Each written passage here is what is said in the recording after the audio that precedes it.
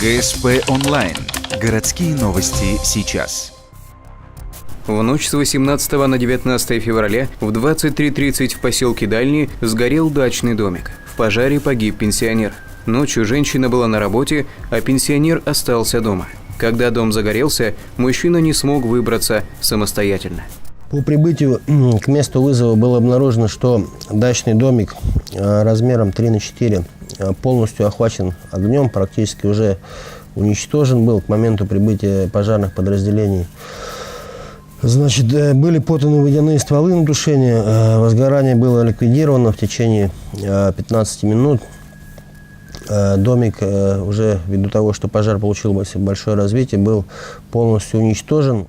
Потушив пожар, спасатели нашли под завалами мужчину. На груди у него лежала собака, которая не оставила хозяина и сгорела вместе с ним.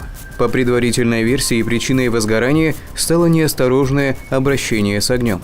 Ведется проверка, в ходе которой будут выяснены причины возгорания. Версия поджога не рассматривается.